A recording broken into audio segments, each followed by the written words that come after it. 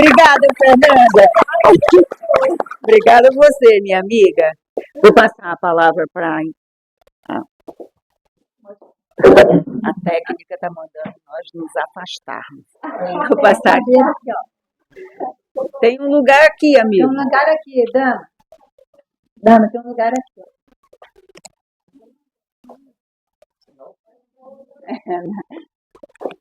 Vou passar a palavra agora para a nossa irmã Indra, que é a presidente da Casa Espírita Bezerra de Menezes, que está nos recebendo hoje com muito carinho. Já agradecer aqui inicialmente a nossa irmã Donizete, do Centro Espírita Luz e Esperança, que é o visitante da noite de hoje, o Centro Espírita Luz e Esperança, e nossa irmã Donizete, que preparou com carinho o Evangelho para nos trazer a mensagem de Jesus na noite de hoje. Então, sejam todos bem-vindos mais uma vez. Hoje nós encerramos aqueles 7 dias de encontros, mas o nosso encerramento mesmo, onde que é, gente? Na Urca, né? Todo mundo com seus ingressos aí, sábado, dia 22, às 19 horas, chega um pouquinho mais cedo, a partir das 18h30, nós já estamos lá, acolhendo a todos com muito carinho, para nós termos aquele fechamento assim, com chave de ouro e com muita música, né? Também, preces e música. Eu vou passar a palavra para a Indra, que vai fazer a acolhida e a leitura, e depois nós vamos ter a prece e chamar nosso irmão Donizete para trazer a mensagem do Evangelho da noite de hoje. Donizete. Gente, boa noite a todos. Estou muito feliz de ter vocês aqui. Hoje a gente está encerrando, né, mais uma semana espírita. E tenho certeza, né, Socorro, que essa semana a gente gerou muita energia, muita paz, muita luz. Tenho certeza que Poços ficou iluminada essa semana. Nossa cidade ficou toda iluminada de tanta energia que foi gerada nessa semana. Tá certo? Obrigada, Donizete, antecipadamente. Tá bom? Eu vou ler uma mensaginha pequenininha desse livro aqui do José Carlos de Luca. No final de cada texto, ele faz tipo uma oraçãozinha, sabe? Eu não consigo abrir o cursinho, Fernando.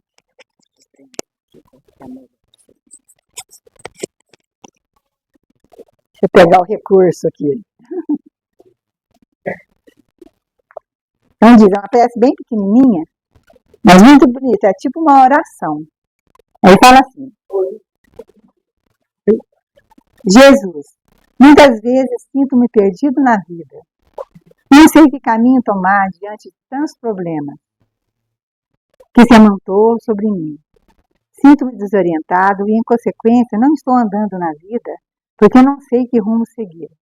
Mas hoje compreendi que você é meu guia, o meu instrutor espiritual na vida. Sei que terei de andar com as minhas próprias pernas, mas sei também que você me mostra o caminho a seguir. O que fazer diante dos obstáculos que estão no meu caminho? Eu tenho consultado os astros, as cartas, os sacerdotes e os médiuns. Porém, estou me esquecendo de consultar as diretrizes de vida que estão no seu Evangelho.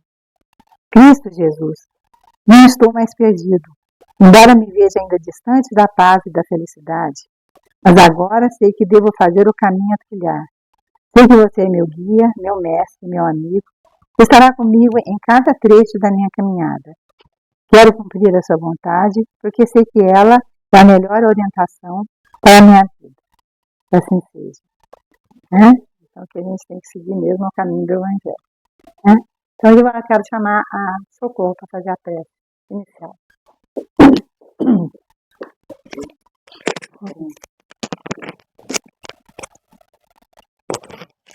Então, meus irmãos, esse é aquele nosso momento de agradecimento e hoje, em especial, eu convido a todos a elevar os nossos sentimentos a Deus, nosso Pai, a Jesus, o nosso Mestre, e nessa casa, cujo mentor é Dr. Bezerra, o conhecido médico dos pobres, que cuida não só do nosso corpo, mas da nossa alma, do nosso espírito. Por isso Por isso te pedimos, amigo, que nesse momento se encontra entre nós, que abençoe os nossos objetivos dessa noite, de entendermos a palavra do Mestre, e que como tu fizeste, Senhor, e fazes até hoje, nos convidando para a boa nova, nos chamando, vinde a mim, que nós possamos, Senhor, ir ao teu encontro, através do teu evangelho, através dos teus ensinamentos. Nós queremos te agradecer, Senhor, essa semana, quando tanta luz nós recebemos dos nossos corações, através desses amigos espirituais e do mundo material que se empenharam para que essa semana se realizasse. Nós te agradecemos, Senhor, por mais este evento, por mais esse encontro, pelo sucesso que tivemos, Senhor, de entrelaçarmos os nossos corações, de reconhecermos, Senhor, que somos irmãos em Cristo e te pedir que essa noite seja coroada de muita luz, de muita paz e que essa casa, Senhor, permaneça aberta a acolher todos que aqui te buscarem, Senhor, na esperança de conseguir para si e para os seus o lenitivo para as suas almas. Abençoa-nos, Senhor. Inspira e ampara o nosso irmão Donizete, que vai trazer para nós a tua mensagem na noite de hoje. E que todos nós possamos sair daqui, Senhor, melhores do que quando chegamos. Abençoa ainda o encerramento da nossa semana, que será no dia 22, no Centro Cultural da URCA, e que com certeza contará com as tuas bênçãos e com o mentor desta casa, que também está a nos amparar, o Dr. Bezerra. A todos os espíritos mentores de luz que nos ampararam durante esta semana, o nosso agradecimento. Fica conosco, Senhor, hoje e sempre, e que assim seja. E agora nós chamamos o nosso irmão Donizete para trazer a mensagem da noite de hoje.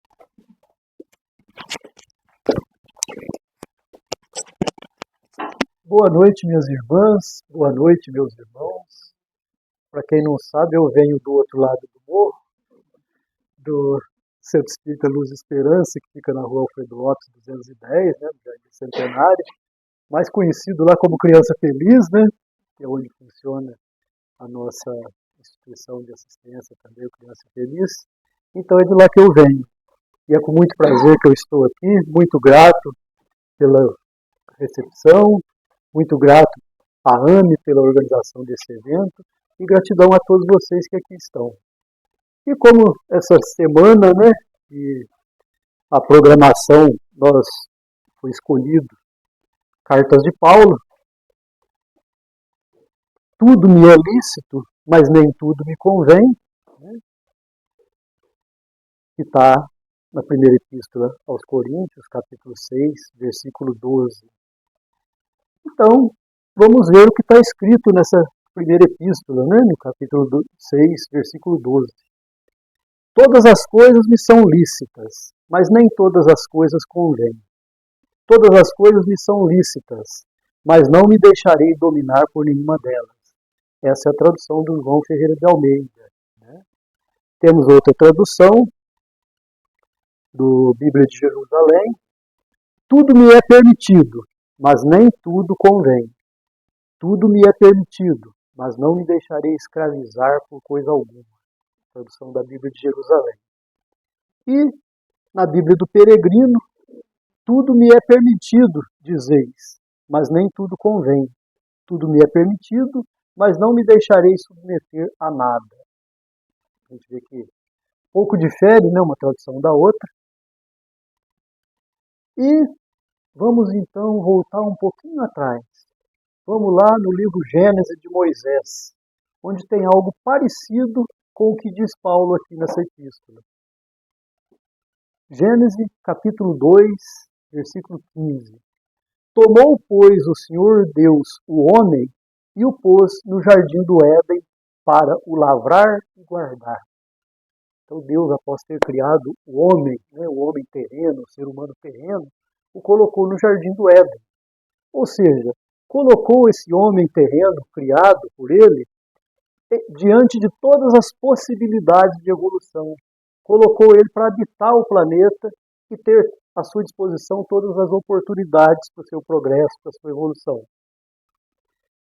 No versículo 16 diz: ordenou o Senhor Deus ao homem, dizendo: toda árvore do jardim podes comer livremente. Já que está usando a figura do jardim, né? Jardim tem árvore. Então, toda árvore do jardim podes comer livremente.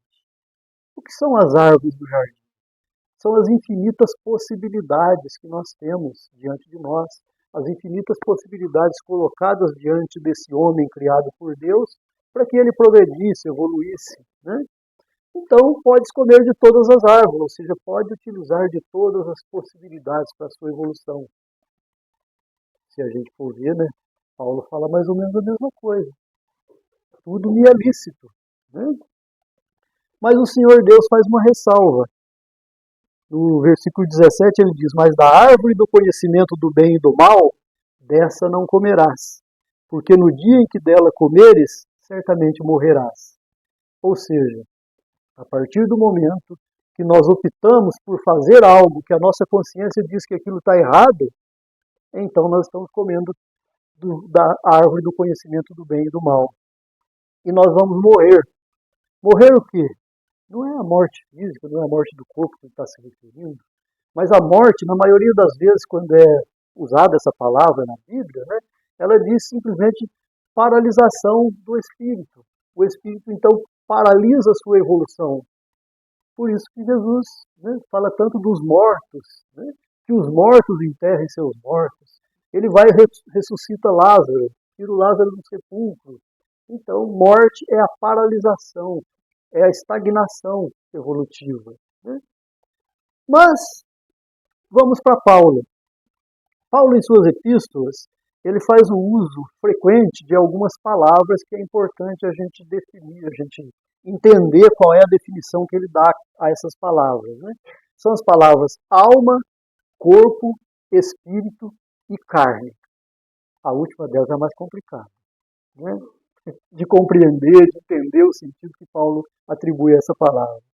Mas quando Paulo fala alma, do grego psique, ele está se referindo ao ser humano encarnado no sentido individual e coletivo. Nós espíritas, né, conhecemos a definição que Kardec dá à palavra alma, né, o termo alma, que é espírito encarnado. Paulo não vê apenas como espírito encarnado, mas vê também no sentido individual ou coletivo. Por exemplo, Paulo chegaria aqui, daria uma olhada, tem 50 almas aqui, né? 50 almas, 50 pessoas, né? O Centro Espírita Dr. Bezerra de Menezes é frequentado, tem, né, tantas almas como trabalhadores, né? Então ele está se referindo a pessoas, né, a seres humanos, individualmente ou coletivamente, quando ele usa o termo alma. Então, quando a gente vai ler as epístolas de Paulo lá na fonte, né, é interessante a gente saber qual é a atribuição que ele dá a essas palavras. Em seguida, a palavra corpo, do grego soma. Quando Paulo fala de corpo, ele está realmente se referindo ao corpo físico. E no entendimento de Paulo, também semelhante ao nosso entendimento, né, o corpo físico é o tabernáculo do espírito. É o habitat, a casa onde o espírito habita, né? Então, na visão de Paulo, o corpo é algo neutro, ao contrário da maioria dos filósofos da sua época, se não de todos os filósofos da sua época. Porque os filósofos da época de Paulo consideravam que o corpo era o responsável por uma série de desequilíbrios, de desandamento, vamos dizer assim, né? Então a pessoa estava desandada aí na bebida, na má vida, eles atribuíam isso a uma questão do corpo, os filósofos da época. Mas Paulo não via dessa forma. Paulo via o corpo como um simples instrumento, que poderia ser santificado ou poderia ser também, né, utilizado de uma forma degenerada, de uma forma errada. podia levar o espírito à evolução, ao progresso, como também à perdição. Então, o corpo é neutro, mas é o tabernáculo, a tenda que o espírito habita temporariamente aqui na Terra. Semelhante à definição que nós temos. Quando Paulo fala de espírito, pneuma em grego, ele está se referindo não ao espírito, como nós entendemos o espírito de Dr. Bezerra de Menezes, né? No sentido de espírito desencarnado, ou o espírito, né, no sentido de individualidade, né, espiritual, da parte espiritual de cada um de nós, né? Não no sentido de espírito como o ser inteligente. Né? Mas Paulo se refere ao espírito no sentido de a essência divina que há em nós. Então, quando Paulo usa a palavra espírito, ele está se referindo à essência divina que existe em nós, ao DNA divino que nós trazemos. E esse termo espírito, na visão de Paulo, é exatamente o oposto à carne. Oposto à carne. Então, guardem isso. Agora vamos ver o significado que Paulo atribui à carne, do grego sarx. É o conjunto de hábitos coletivos e individuais, construídos ao longo da evolução humana, oposto à nossa essência divina, oposto ao Espírito, totalmente oposto ao Espírito. Então, ao longo da nossa evolução, nós fomos construindo hábitos coletivos, hábitos familiares, hábitos individuais, os nossos hábitos. E a maioria desses hábitos, eles são contrários à nossa essência divina. Né? Grande maioria desses hábitos são ainda contrários à nossa essência divina, contrário ao DNA divino que existe em nós. E Paulo, então, ou melhor, saindo um pouquinho de Paulo agora e vindo para o Evangelho segundo o Espiritismo, capítulo 17, item 4, Kardec dá ali uma definição, um termo que Kardec usa, que é exatamente o termo carne de Paulo de Tarso. O que Kardec diz? Reconhece-se o verdadeiro espírita pela sua transformação moral, pelos esforços que emprega para domar as suas más inclinações. Então, carne, o que é? Más inclinações. Quando Paulo fala carne, ele está se referindo a más inclinações.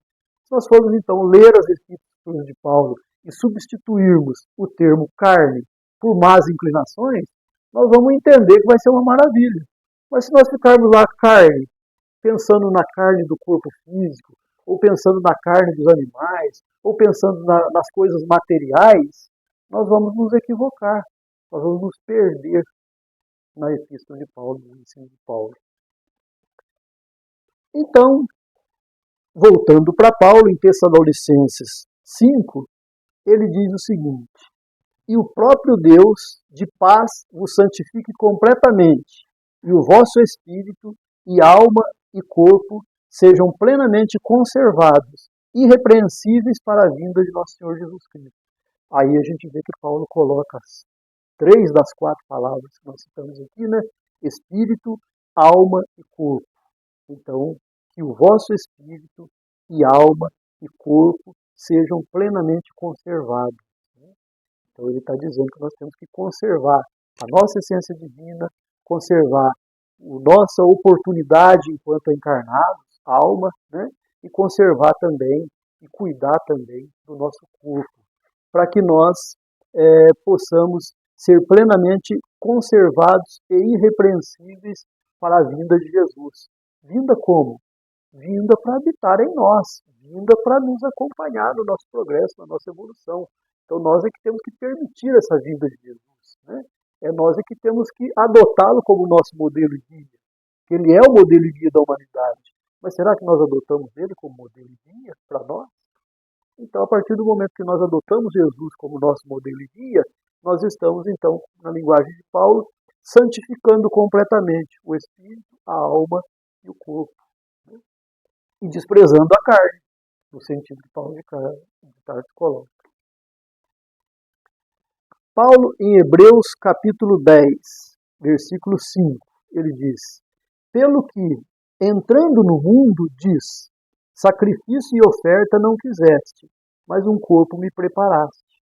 Ou seja, quando nós reencarnamos, né, porque não é a primeira vez que alguém está aqui, senão a gente ia dizer quando encarnamos, né, mas é quando reencarnamos, o que é que Deus quer de nós? Sacrifício, oferta? Não, Ele não quer sacrifício e oferta, mas Ele nos concede um corpo. O que nós vamos fazer dele? Depende de nós. Né? Deus nos concede o livre-arbítrio. Nós podemos comer de todas as árvores. Tudo nos é lícito. Mas será que convém? Eis a questão. Paulo, Gálatas 6.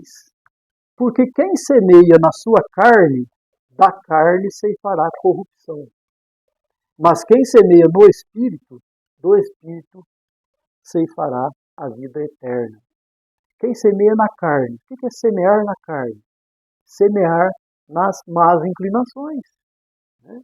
Semear naquelas atitudes que estão arraigadas na nossa vida individual, coletiva, familiar. Né? É dar aso a essas más inclinações. É fazer com que essas más inclinações nos conduzam, nos dirigam. Aí nós estamos semeando na carne. E o que é que nós vamos colher? Corrupção. Vamos colher que nós vamos nos corromper. Mas quem semeia no Espírito, quem semeia na sua essência divina, no DNA divino que há dentro de si, ele vai ceifar o quê? Vida eterna. Por quê? Porque aquela pessoa vai estar em harmonia com Deus, em harmonia com o Criador. Paulo, Gálatas, capítulo 5. Digo, porém, andai pelo Espírito, e não haveis de cumprir a cobiça da carne. Então, quando nós andamos pelo Espírito, ou seja, andamos, né, tomamos as nossas atitudes de conformidade com a nossa essência divina, nós não vamos cumprir com a cobiça da carne, ou seja, essas más inclinações vão estar em torno de nós, vão estar nos convidando, vão estar presentes nos nossos arredores, né, mas nós não vamos nos entregar a elas, a essas más inclinações. Porque a carne luta contra o Espírito. Está em Gálatas 5 ainda, né? Versículo 17 agora. Porque a carne luta contra o Espírito, e o Espírito contra a carne. E estes se opõem um ao outro, para que não façais o que quereis. Olha que interessante, né? A carne, as más inclinações, lutam contra a nossa essência divina, lutam contra o Espírito. E o Espírito luta contra a carne, a nossa essência divina luta contra as más inclinações, luta contra a carne, na visão de Paulo. Então, isso nos leva a quê? A não fazermos o que queremos. Hoje de manhã, a hora que nós acordamos, nós queríamos nos levantar. Queria dormir mais um pouquinho, né? Queria tirar um dia de folga, né? Isso é o quê? A carne. A carne nos convida a isso. Né? A carne no sentido, as más inclinações, nos convidam a matar a aula, nos convidam a matar o dia de serviço, nos convidam à preguiça, nos convidam a uma série de coisas, né? Mas estes dois se opõem. A nossa essência divina se opõe a esse convite da carne. Então nós não fazemos o que queremos. Ou será que todo mundo aqui faz o que quer? Não, nós não fazemos o que queremos. Por quê? Porque há em nós essa dualidade, né? A nossa essência espiritual e as nossas más inclinações. Nós vamos fazer o que quisermos quando nos tornarmos espíritos puros. Porque aí não tem mais carne, aí não tem mais má inclinação. Né? Aí nós vamos fazer o que quiser. Mas enquanto nós não chegarmos lá, nós vamos ter essa luta. Né? Vamos ter más inclinações nos convidando para um caminho e a nossa essência divina nos chamando a outro. Mas cada vez mais a nossa essência divina vai falar mais alto. E a carne vai falar mais baixo. Isso é evolução, isso é progresso. Né? Então, a cada dia nós conseguimos domar ou dominar as nossas más inclinações com uma facilidade um pouquinho maior. Né? A cada dia nós vamos galgando essa escala evolutiva. E vamos nos aprimorando, nos melhorando. E ainda continuando, Gálatas capítulo 5, agora versículo 18, mas se sois guiados pelo Espírito, não estáis debaixo da lei. Interessante, né? Se nós formos guiados pelo Espírito, ou seja, guiados pela nossa essência divina, não tem lei. Por quê? Porque as leis são insuficientes para atingir aquele que se guia pela sua essência divina. O que as leis mandam? As leis mandam não roubar, não matar, não fazer isso, não fazer aquilo. Né? As leis, o Código Civil, o Código Penal, né? É uma série de coisas necessárias, né, lógico, para a nossa sociedade, necessárias para nós ainda, por causa da carne, ou seja, por causa das más inclinações dos homens. Aquele que se guia pelo Espírito não precisa de lei. Ele não precisa observar a lei, porque ele já está observando uma lei maior, a lei divina, né, que está inscrita na consciência. Mas ele está observando. Quando nós damos vazão à carne, ou seja, às más inclinações, nós tampamos a nossa consciência com a peneira, né, porque ela ainda continua ali ativa. Né, mas a gente inibe ela, né, coloca em segundo plano, minimiza, mas está ali. Né. Paulo, Gálatas, capítulo 5. Vamos ver o que ele diz aqui. Ora, as obras da carne são manifestas. Aí Paulo vai falar quais são as obras da carne. Ele vai citar exemplos das obras da carne. E quais são esses exemplos das obras da carne? Ele começa. A prostituição, do grego porneia, né? Ou seja, todo e qualquer desvio das nossas energias sexuais. Não é apenas prostituição no sentido que a gente entende a palavra atualmente, né? Mas todo e qualquer desvio das nossas energias sexuais se encaixa aqui. Então, quando nós cometemos algum desvio em relação à utilização das nossas energias sexuais, nós estamos seguindo, né, essa manifestação da carne, essa manifestação das más tendências, que Paulo chama de prostituição. A impureza. Que tipo de impureza? Todo e qualquer tipo de impureza. Impureza no cuidado com o nosso corpo, impureza nos nossos pensamentos, impureza nos nossos atos, impureza no nosso proceder. Então, todas as impurezas que a gente possa imaginar são manifestações da carne, manifestações das más inclinações que ainda trazemos. Né? A lascívia, algumas traduções está essa palavra, em outras está devassidão, luxúria, depravação, que é a mesma coisa. Que nada mais é do que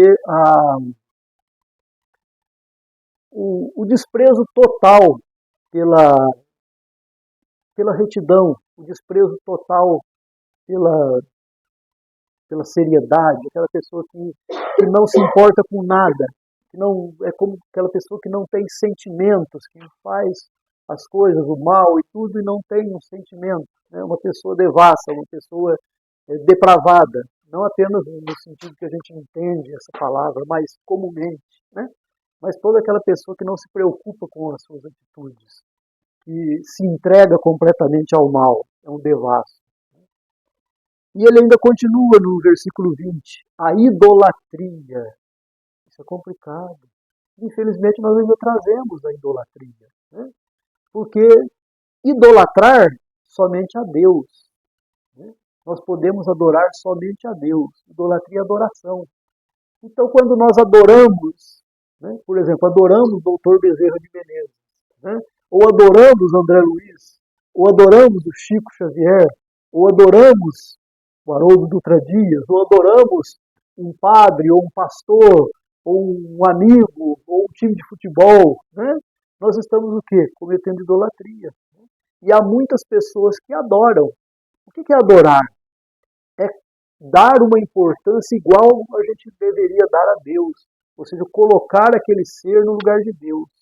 Nós devemos sim admirar e muito o Dr. Bezerra, o Chico, o Divaldo e tantos outros, né? Irmã Dulce, Madre Teresa, são irmãos nossos admiráveis, que servem de exemplo grandioso para nós, mas não podemos idolatrar.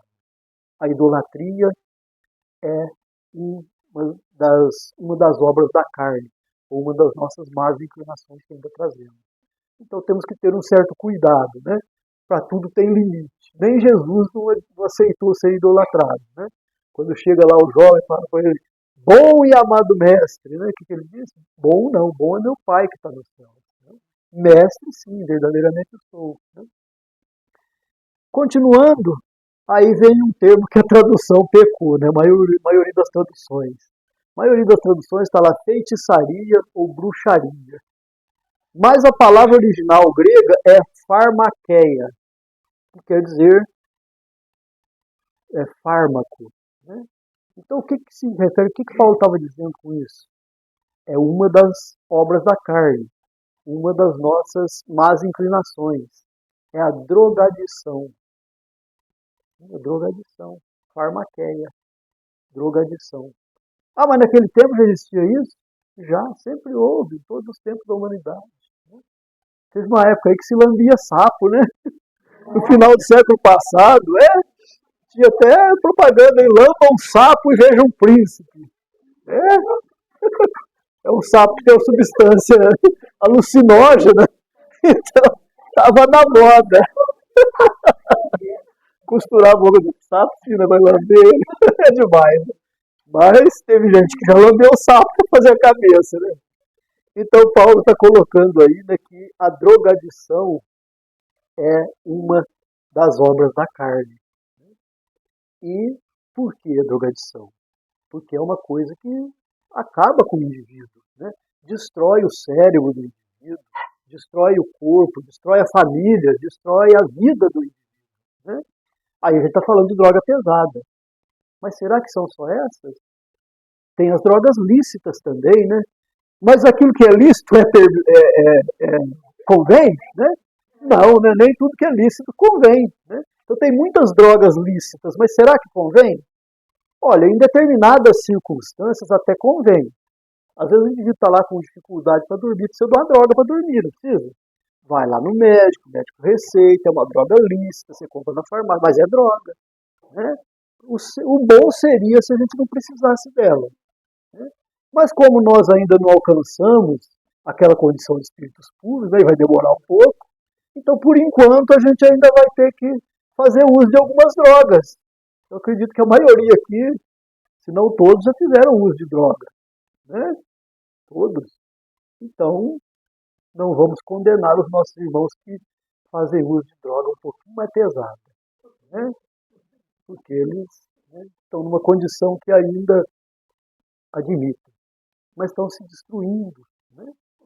Então, vamos ter cuidado também com a drogadição. Mas aí Paulo fala também das inimizades. Olha só como é que ele vai, né? Ele começa pela prostituição, vai para as impurezas, devassidão, depois idolatria, feitiçaria, ou seja, drogadição, né? Aí agora ele começa a falar das inimizades.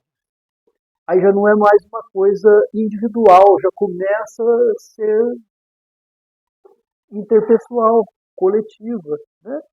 Então as inimizades são obras da carne, são obras das nossas más inclinações. Né? E não convém ter inimizade com ninguém, né? Nem com os amigos físicos, nem com os amigos virtuais. E hoje em dia está muito em moda brigar com os amigos virtuais, né? Fazer inimigos virtuais. Né? Não temos inimigo nenhum. Ah, mas aquele sujeito da rede social é meu inimigo. Né? Então nós temos inimigos virtuais. Né? Precisamos acabar com os inimigos virtuais também, né? Fazer as pazes com eles. Acabar não, né? Fazer as pazes com eles. Acabar com a inimizade. Né? As contendas, olha só, contenda é mais coletivo ainda, né?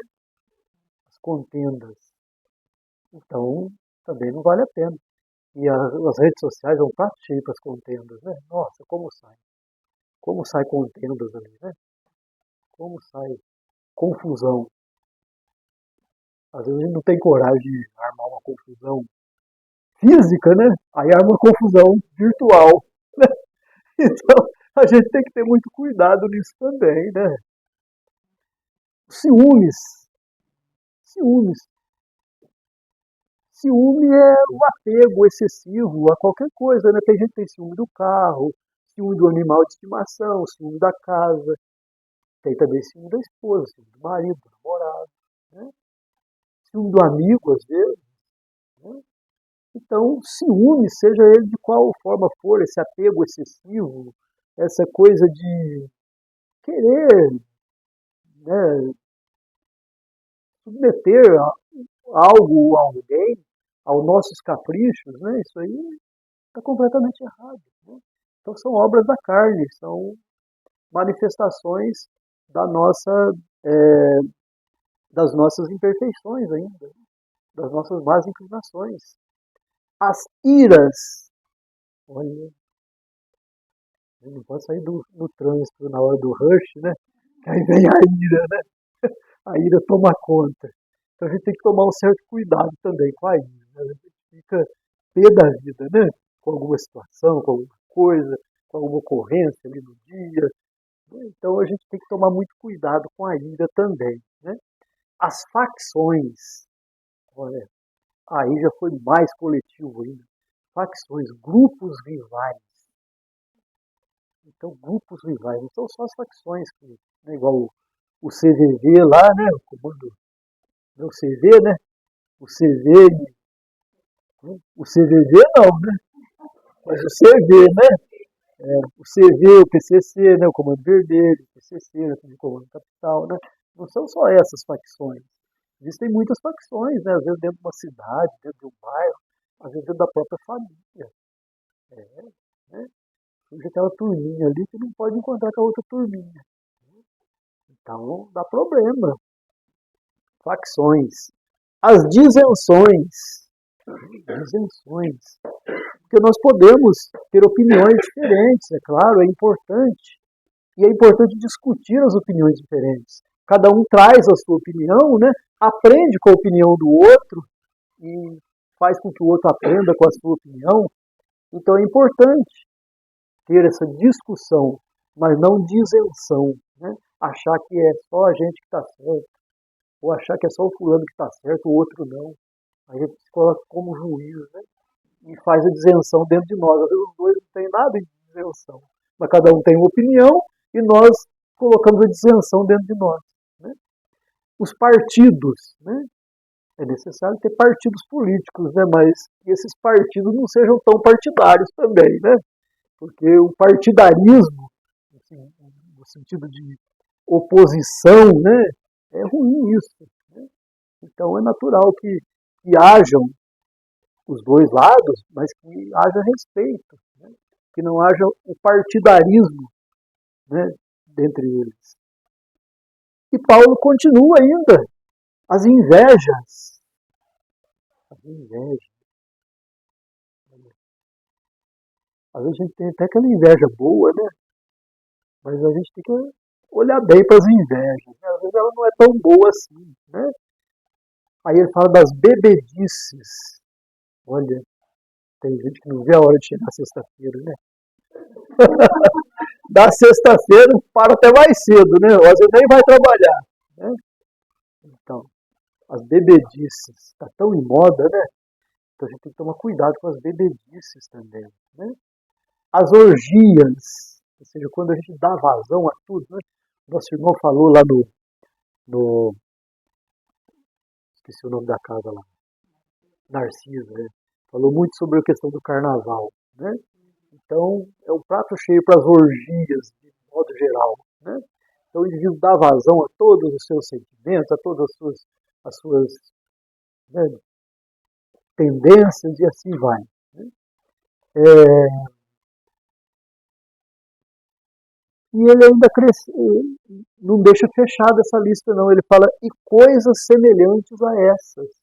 Então, ele está dando apenas exemplos, né? Coisas semelhantes a essas, contra as quais vos previno, como antes já vos preveni, que os que tais coisas praticam não herdarão o reino de Deus.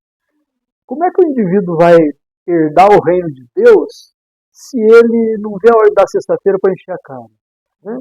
Se ele tem ciúmes, se tem contenda, se tem inimizade. Porque o que é o reino de Deus? O reino de Deus, ele está na nossa essência divina. Mas se nós não vivenciamos essa essência divina, nós não encontramos o reino de Deus, embora ele esteja dentro de nós. Mas tem lugar mais bem escondido para ficar do que dentro de nós? Não tem, né? O lugar mais difícil para achar que Deus foi encontrar, para esconder o reino de Deus, foi dentro de nós. Né? Porque se ele tivesse escondido lá no fundo do oceano, a gente encontrava. Se tivesse escondido lá na Lua, a gente ia lá e buscava. Em Marte, a gente dava um jeito. Mas ele escondeu dentro de nós. Aí nós temos que entrar dentro de nós mesmos para encontrar o reino. E nós só conseguimos entrar dentro de nós mesmos, na nossa essência divina, no nosso espírito, né, como diz Paulo, na nossa essência divina, quando nós harmonizamos a nossa casa mental. Quando nós harmonizamos nossos pensamentos, nossos sentimentos, nossos atos, colocamos tudo de conformidade com a lei divina. Por isso nós não alcançamos o reino de Deus ainda. Ou alguém aqui já alcançou? Se tivesse alcançado, não estava aqui, né? Pelo menos a gente não ia estar vendo. Né? E aí, no Livro dos Espíritos, nós temos voltei. Livro dos Espíritos, questão de 907. Kardec fala um pouquinho sobre as paixões. Então, paixões. Será substancialmente mal o princípio ordinário das paixões, embora esteja na natureza? Ou seja, está na natureza humana ser apaixonado por alguma coisa, né? Apaixonado por um determinado trabalho, por um determinado objetivo, por um determinado esporte. Mas será que isso é bom? Né?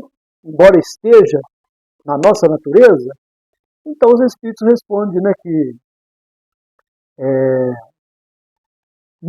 isso não é substancialmente mal, não. A paixão prejudicial está no excesso de que se acresceu a vontade, visto que o princípio que lhe dá origem foi posto no homem para o bem, tanto que as paixões podem levá-lo a realizações grandes. O abuso que delas se faz é que causa o mal. Então o indivíduo ser apaixonado por alguma coisa, não tem problema, mas ele não pode exagerar nisso. Né? Então, às vezes, o indivíduo está desenvolvendo um trabalho, uma pesquisa científica, algo que vai beneficiar a humanidade, né? Ele precisa ter paixão por aquilo que ele está fazendo. Né? Agora, paixão pelo time de futebol vai gerar algum benefício? Então, né, é permitido, mas será que convém? E aí na questão 908, Kardec pergunta como se poderá determinar o limite onde as paixões deixam de ser boas para se tornarem más? As paixões, os Espíritos respondem, as paixões são como um corcel. O corcel é um cavalo selvagem. Tem aquele carro da década de 70 também, mas já está fora de moda, né? Então as paixões são como um corcel, que só tem utilidade quando governado, e que se torna perigoso desde que se passe a governar. Uma paixão se torna perigosa a partir do momento em que deixais de poder governá-la e que dá em resultado um prejuízo qualquer para vós mesmos ou para outrem. Então, a partir do momento que o indivíduo é apaixonado por alguma coisa, mas aquilo está causando prejuízo a ele ou a alguém, então essa paixão já excedeu o limite. Então ele pode ser apaixonado, até o ponto em que não prejudique nem a ele, nem a ninguém. E Paulo, novamente, Gálatas capítulo 5, versículo 22. Aí ele vai falar de quê? Do fruto do Espírito. Ele falou bastante das obras da carne. Né? Agora ele vai falar do fruto do Espírito, no singular. Por que no singular? Porque o fruto do Espírito é o fruto da nossa essência divina. Se ela é divina, ela é única. Se ela é divina, não tem plural. Deus não tem plural. Deus é único. Então a nossa essência divina também é única, ela não tem plural. Então o fruto da nossa essência divina, qual é o fruto da nossa essência divina?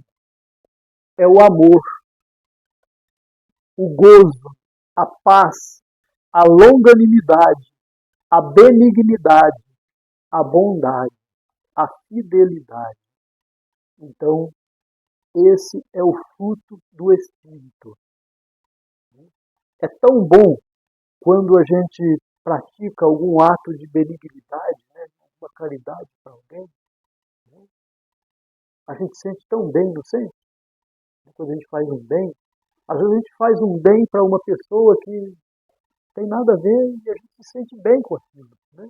A longanimidade, a fidelidade, quando a gente é fiel a uma causa, fiel a um princípio, aquilo traz uma paz para a gente, né? Uma harmonia, né? O amor. Então tudo isso é fruto do Espírito. Então nós precisamos, né, cuidar da nossa essência divina para que a gente possa colher esse fruto do Espírito. Também é fruto do Espírito a mansidão, o domínio próprio. Olha só, domínio próprio. Então, quando a gente, né, deixa de praticar o mal, deixa de fazer uma coisa que antes a gente fazia e que não era boa, né, isso traz uma satisfação muito grande para a gente, porque nós estamos dominando as nossas más inclinações. Nós estamos fazendo o quê? Na linguagem de Paulo, agora deu, hein? Crucificando a carne. Outra coisa que a gente não ia entender se a gente lesse lá na Epístola de Paulo, né? Eu só entendi porque o Haroldo ajuda. Né? Então, e os que são de Cristo Jesus crucificam a carne com as suas paixões e concupiscências. Então, olha só, o símbolo da cruz. Né? Jesus disse, né, aquele que vier após mim, tome a sua cruz e venha, siga-me. Né? Tome a sua cruz e siga-me. Ele não está falando de colocar uma cruz de madeira nas costas dele. Não é isso. Né? É para tomar a sua cruz. Nós precisamos crucificar a carne. Não vai crucificar o corpo físico, porque isso aqui não é a carne que Paulo se refere. Né? Crucificar as más inclinações. Crucificar os nossos maus hábitos, as nossas más tendências. Isso é que nós precisamos crucificar.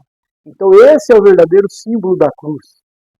Então quando Jesus foi crucificado, ele mostra que ele ficou absolutamente limpo. Já era, claro, né?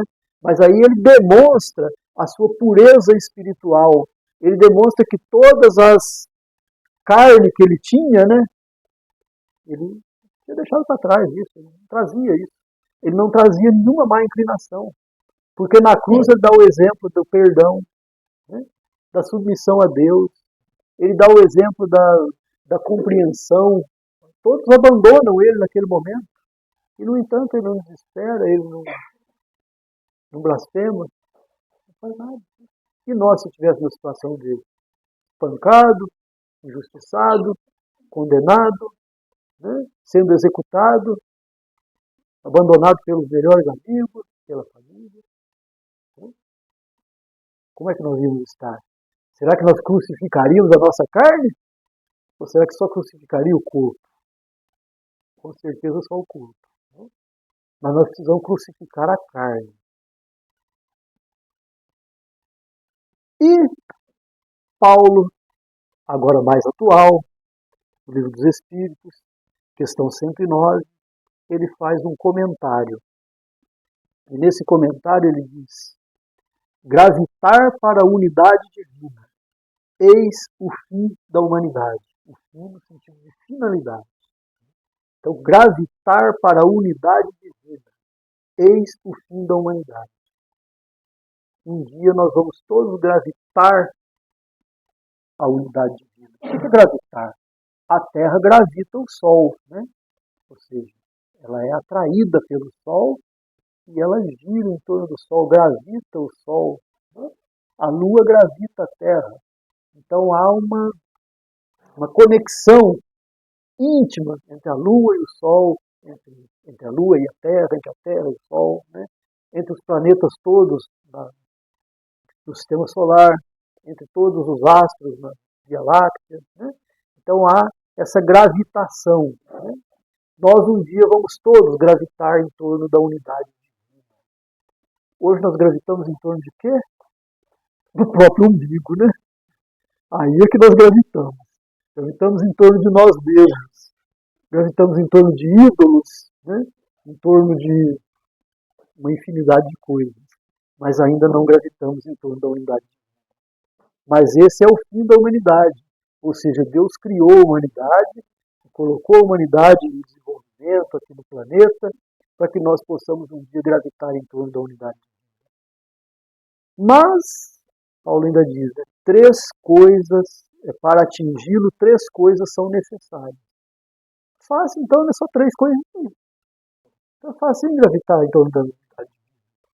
3 coisas são necessárias. A justiça, o amor e a ciência. Justiça, amor, ciência no sentido de conhecimento. Conhecimento de tudo. Então são as 3 coisas necessárias. Será que nós praticamos a justiça na sua essência? Para conosco mesmo, para com o semelhante, para com a sociedade? Será que nós somos absolutamente justos? Não somos, né? Eu não sou.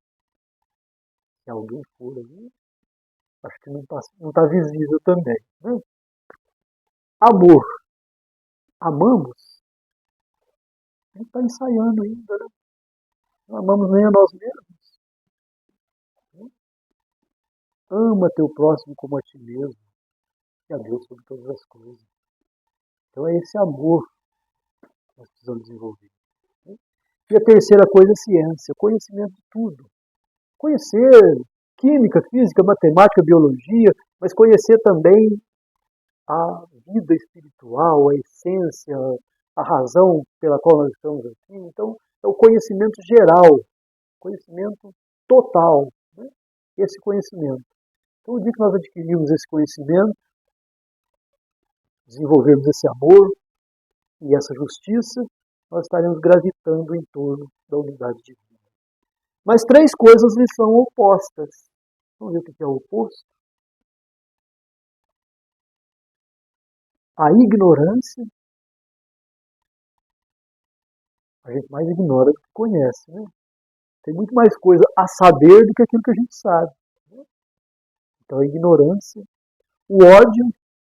Ódio no sentido de falta de amor, né? Desamor. E a injustiça. Infelizmente, nós ainda vivenciamos esses 3. A injustiça, a ignorância, o ódio. Também já vivenciamos um pouquinho da justiça, do amor, da ciência. Mas, como vivenciamos aqueles que também são opostos a essa gravitação, estamos ainda gravitando em torno de outras coisas. Mas um dia gravitaremos em torno da unidade. Todos nós, sem exceção. Até aqueles irmãos que estão completamente perdidos. Por isso, a evolução, o progresso, não é algo individual nem pessoal. A regeneração, ela não pode ser algo individual. Nós não podemos pensar na regeneração do planeta através de somente nós. Ela é coletiva. É preciso que ela seja coletiva. Por isso que vai a passos lentos. Mas para chegar no coletivo, onde é que tem que começar? No individual, no pessoal. Então que nós possamos começar a desenvolver em nós cada vez mais a justiça, o amor e o conhecimento. Para que nós possamos não demorar tanto para chegar a gravitar a unidade.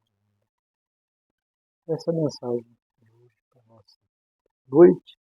E mais uma vez gostaria de agradecer a todos e agradecer imensamente a Haroldo Dutra Dias, que é em quem eu me inspiro, né? Com quem eu aprendo. Muito obrigado.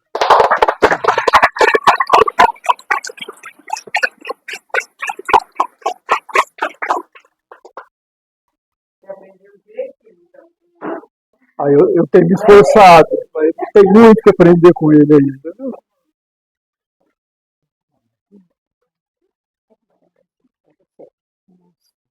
Muito obrigado. Muito obrigada. Vou pousar para frente.